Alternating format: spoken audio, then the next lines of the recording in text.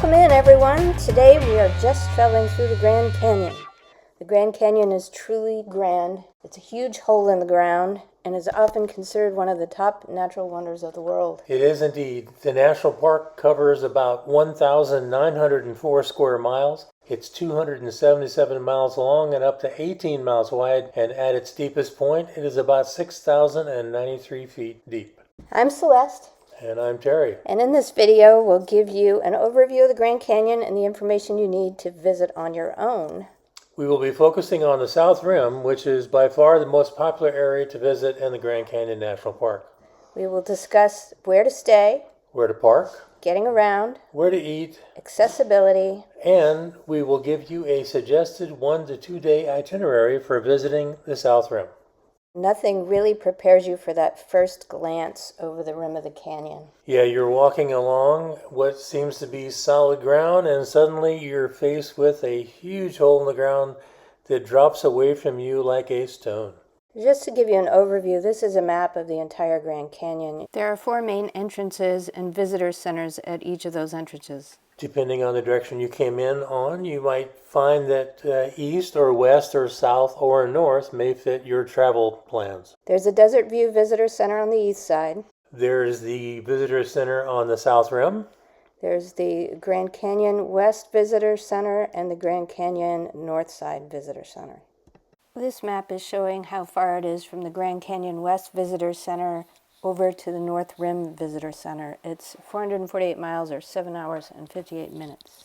It's really not viable to do the entire Grand Canyon in a day or two. No. If you want to do the whole thing, you're going to have to spend, probably a week. This map is showing you the distance between the Eastern Visitor Center and the Western Visitor Center. It's 259 miles. If you're interested in visiting the Grand Canyon Northern Rim, from the southern rim, it is quite a trek. It's 210 miles by car. In this map, you can see that the proximity to Las Vegas from Grand Canyon West has probably been a big factor in their popularity.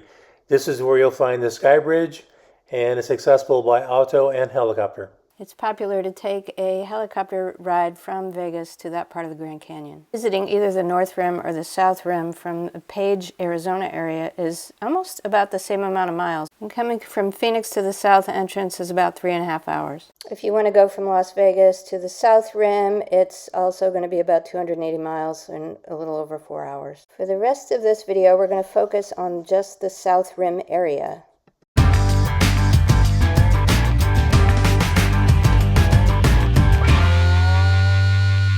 Where to stay at the Grand Canyon. So we'd been to the Grand Canyon a few times, and we never stayed overnight in the area. We always stayed in Flagstaff or somewhere a few hours away. We always day tripped in the past. And I can tell you that in this last trip, we stayed overnight, and we really thought it was worth it to be able to see a lot more of the Grand Canyon. The main area for lodging within the Grand Canyon on the South Rim is called the Village. There are 5 hotels there, and then there's another hotel at the marketplace, which is very nearby, and there's camping options as well. As you can see in the map, there are Bright Angel Lodge, Kachina Lodge, Thunderbird Lodge, Masvik Lodge, the El Tovar Hotel where we stayed, and the Yavapai Lodge at Marketplace. You can see the ratings are all pretty consistent. They range from 4 to 4.3. These are not resort accommodations, though, right? This is the Grand Canyon. These are sometimes cabins, sometimes rooms, but they're pretty basic.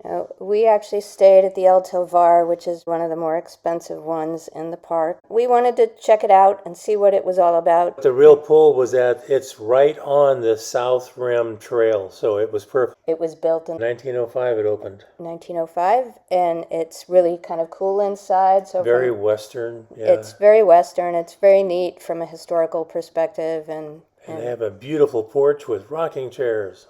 If you go to the National Public Park Service site and you search for lodging at the Grand Canyon, you'll see this page, and they'll show you by date the cost per night for each of the lodges. And the other hotels that are in that same village area are also right on the rim. So you can pick any one of them and probably have the same kind of experience. If you want to see El Tovar, you can go over there. The hotels can book well in advance, so go to the website as soon as you know that you're going to go and try to book in advance to get the best rates and to make sure you can have accommodations. Yeah, this is a very popular destination. The other option on where to stay is just outside the park in a little town called Tusayan.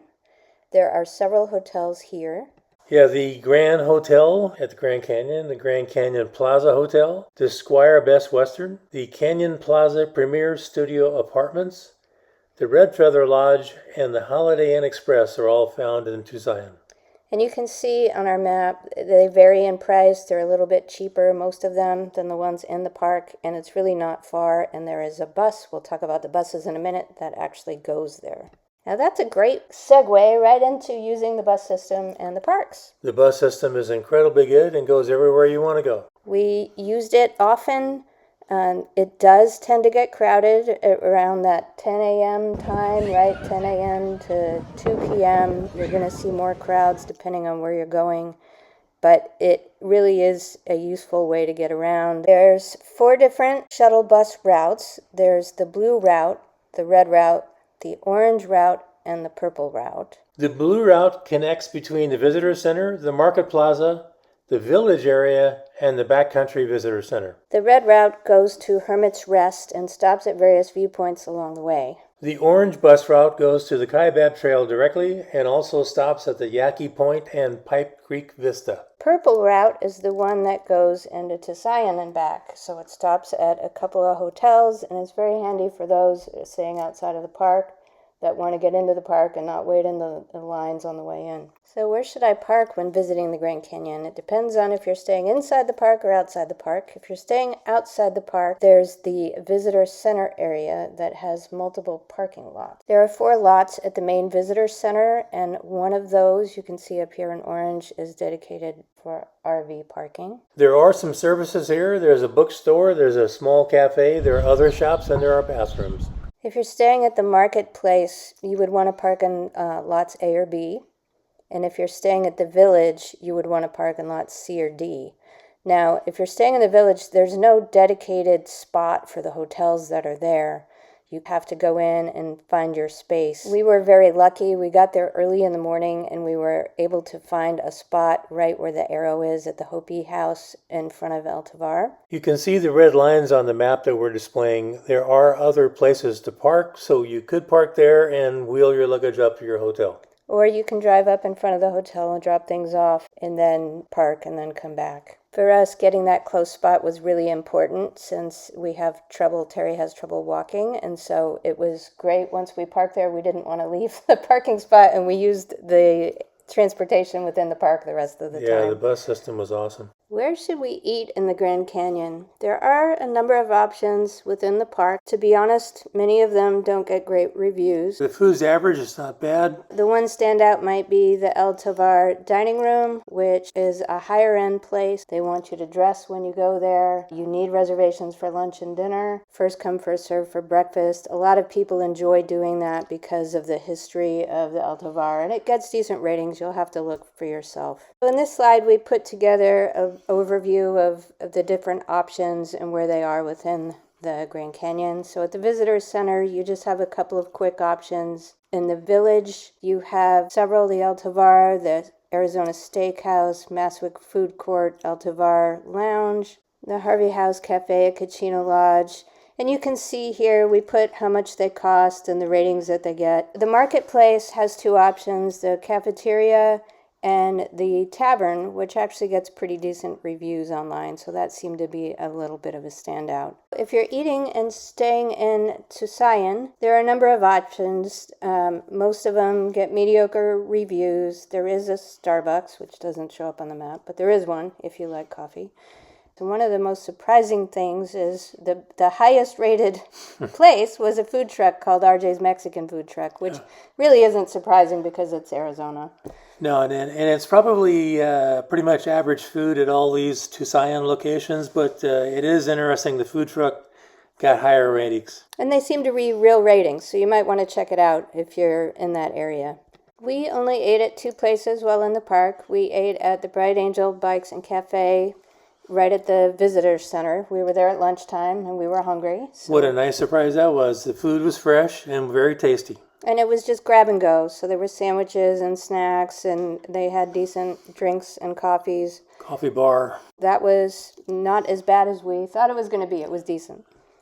We ended up just going to the lounge at the Tovar Hotel, and they had light fare and drinks, and that's all we really needed. And Terry had a barbecue sandwich, and I had a lobster roll. Yeah, they had a good selection of craft beers and a decent selection of wines. It was like $80-something. Yeah, it was a little pricey for what we ate. For those two things. The view is looking right out at the South Rim. And we didn't have to dress up, and it fit the bill. We were able to just walk in. But this is a good option if you want to go to the El Tovar. You don't want to go to the dining room and spend all that money. This was a good secondary option. Yeah, after all, who wants to put on formal clothing at the Grand Canyon? Some people. Another pro tip is that right outside of the El Tovar, they had this little beer garden, which I thought was kind of cool. They don't serve food, but they did have, I think, some snacks and drinks. It was a nice place. Some people were out there watching the sunset. Yeah, there were umbrellas. The view is excellent, and you get a chance to people watch as they stroll by on the South Rim Trail. Quick notes about accessibility. As we mentioned before, the Rim Trail is handicapped accessible. Very wide, lots of room. All the park shuttle buses are wheelchair accessible. They can lower the entranceway for handicap requirements. And they also have the thing that allows the wheelchair to actually come onto the bus as well. Right. And then there's a really detailed brochure at the NPS website, which we're putting up on the screen, that will give you a lot more information. Jumping into the itinerary, we're going to give you an itinerary, a suggested itinerary to show you how you might use your time when you go to the parks. For this first part, we're going to talk about coming into the Grand Canyon from the east side. We were coming from Monument Valley, so we're going to talk about that. You don't have to come from that direction.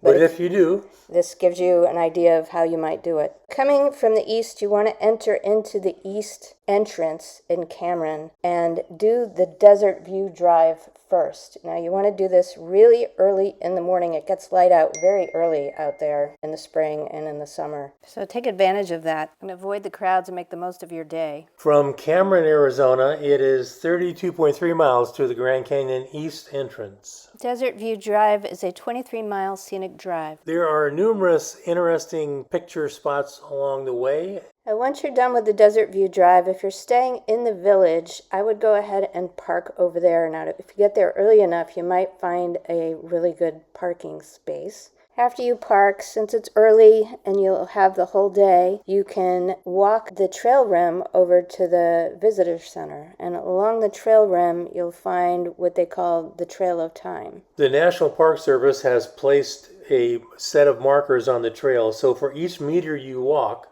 on this 2.8 mile walk, represents 1 million years of Earth's history. It's important to remember that the Grand Canyon is a product of erosion, so that's why the National Park Service created this Trail of Time to indicate to you what took place over the millions of years that water's been grinding away. So the 2.8 mile path is basically a timeline etched into the ground. Markers along the way show you how far back in Earth's history you've walked, and neat rock displays and information signs explain the different eras carved into the canyon walls by the mighty Colorado River.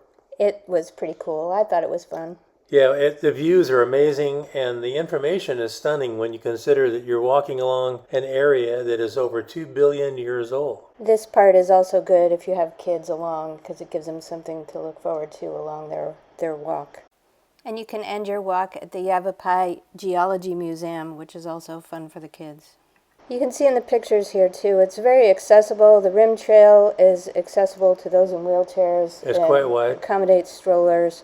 And so from an accessibility perspective, if you have people with those needs, they'll be able to experience the canyon that way as well. After this, it'll be a good time to eat lunch. You can either eat at the visitor center. There's a cafe there that we found to be surprisingly good. It has grab-and-go stuff and coffees and drinks and things like that and snacks. Or you can head back over on the shuttle buses to the village and eat at one of the village locations over there, which we talked about in the eating section. After that, we can see if we can check into the hotel. Or take a break and sit on El Tovar porch with our feet up, like Terry is right here. Yeah, great place to lounge. And just people watch if you're tired. We recommend eating dinner somewhere in the village, catching yourself a drink. Terry highly recommends. The Amber Ale, it was great. And then coming back out at sunset and checking out the sunset views. So this was one of the things for us that made it worth staying in the park, was being able to experience both the sunset and, again, the next day, the sunrise. It was really nice. You can just walk around the rim. You can go as far as you want. There are certain spots where people congregate to see the sunset. I found just sitting outside the lodge was perfectly fine for me.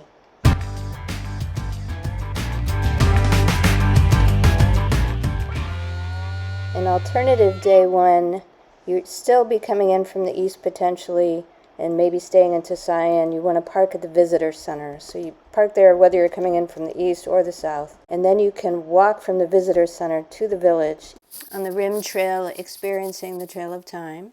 Eat lunch in the village, and then shuttle back to your car later in the day. If you're coming in the east entrance, you can do the Desert View Drive on the way in and possibly see the sunrise views along the way. If coming from the south, then you can do the other things first and plan to do the Desert View Drive and hit some of the main viewpoints for sunset, such as Grand Viewpoint. On day two, get up early, see the sunrise if you're up for that, and then possibly do the Hermit's Rest route. So this is the red route. It goes to the west, all the way over to Hermit's Rest, which has an interesting history associated with it. And there are a number of very good picture spots along the way. Yeah, pick whichever ones you want. We highly recommend getting off at Powell Point and then walking over to Hopi Point. They're pretty close together, like a quarter of a mile or less. But with incredible scenic views of the canyon below. And at Powell Point, there's a monument to Powell. To John Wesley Powell, the first non-Native American to traverse the canyon. Now, if you don't want to take the shuttle and you're a little more adventurous and you want to do something fun, you can rent bikes and ride those bikes along the same Hermit's Rest rim. Yeah, we saw quite a few bicycle riders. There are no autos allowed on that route at this time frame, so it's a very safe ride and not very hilly. You can rent those from the visitor center. I think there's only one spot to rent bikes right now. True.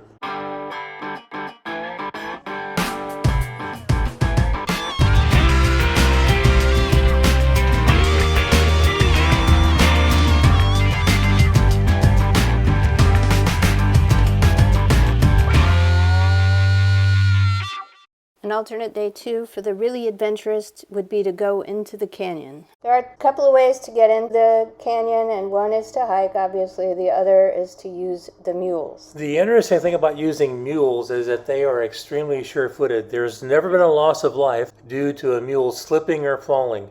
The mules know what they're doing, and they're the safest way to travel to the bottom. We have read stories about mules getting hurt because people not being smart about what they're doing. If you're hiking into the canyon or going in, look at the information that tells you how to deal with the mules passing you. Yep, because the mule trains always have the right-of-way. You do not. Right now, when we went, the mules weren't actually going all the way into the canyon due to some construction going on, so always check with the guides what the status is. Yeah, the National Park Service website always has information regarding what's open and what's not, so use it as a resource. There are several trails that go into the canyon. The Bright Angel Trail is the most popular. The hike to Indian Gardens is how far, Terry? 4.4 miles one way and 2,000 feet in elevation change. And it takes somewhere between 6 and 9 hours or so, depending on your fitness and your ability. We met some young people on the trail, and they did it in 8 hours. They said they were probably in their 20s. Yeah, they were very fit. The South Kaibib Trail is a 6-mile round trip, but even more difficult. Hermit's Rest Trail is 5 miles round trip, and the hardest of those 3. There is another trail on the eastern side called the Grand View Trail, which is very steep. So these things are not For your average person to do, you should be someone that's not afraid of heights because it's very scary and Very narrow trails in some places. easy to fall over the edge. There's no rails. It's not like Disney World. They're Not at not all. protecting you. You know, you have to be careful. Don't go close to the edge. There are a lot of sad stories about people that have lost their lives here. So anyone that goes should be very careful and should really know what they're doing. Absolutely. In fact, information gained from the National Park Service website, over 250 people per year are rescued from the Grand Canyon. For various reasons, including things like dehydration. One last pro tip. If you're interested in more information about planning your trip, there's a site that we ran into called We're in the Rockies, and it's a couple that runs that site. They do an excellent job. They have itineraries that you can purchase on their site, as well as audio tours. Yeah, these people have done a magnificent job. The level of detail will just blow you away. We even acquired some audio from them, and it was super informative and very entertaining. Yeah, we had a good time listening to it, both on the way to the canyon and on the way out of the canyon. Yeah, in the car. it was just a phenomenal amount of detail. So if you like history and you like a lot of information and a lot of facts and you want to learn more about the Grand Canyon, This would highly be your recommend jam. it. Yeah. If you liked our video, please like and subscribe. Until next time, cheers! Cheers to everybody.